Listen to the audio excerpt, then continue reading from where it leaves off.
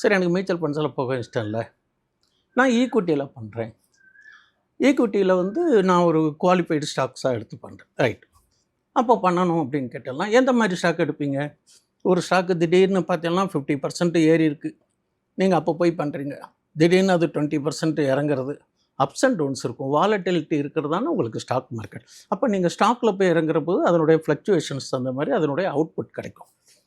சில ஸ்டாக்குகள் வந்து கம்பெனி நல்ல ஓரியன்டட், நல்ல ஃபண்டமெண்டல் ஸ்ட்ராங் கம்பெனியாக இருக்கும்.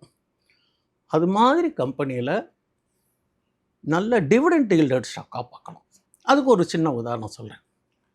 டிவிடெண்ட்டு எல்லா கார்ப்பரேட்ஸும் கொடுப்பாங்க, பெரிய நிறுவனங்களும் கொடுப்பாங்க.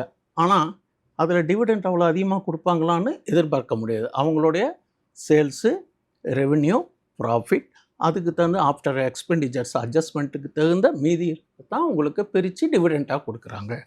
சில நிறுவனங்கள் அவங்களுடைய போர்ட் ஆஃப் டைரக்டர்ஸ் என்ன முடிவெடுத்து சொல்கிறாங்களோ. நான் ஒரே ஒரு சின்ன உதாரணத்துக்கு கடந்த கால அனுபவத்தில் சொல்கிறோம். இந்தியன் ஆயில்னு ஒரு ஸ்டாக் இருக்குது, இருக்கிறதுலையே லெஸ் வேல்யூ. அது ஒரு ப்ரைஸ் பண்டுன்னு எடுத்துட்டிங்கன்னா ஒரு 102 ரூபாலேருந்து 192 ரூபாக்குள்ளே இந்த வருஷம் இயர் ஹை லோ இருக்குது. இப்போது உங்களால் மாதம் 500 ரூபா சேமிக்க முடியும். அப்போ நீங்கள் என்ன பண்ணுறீங்க? 5 ஐஓசி வாங்குறீங்க.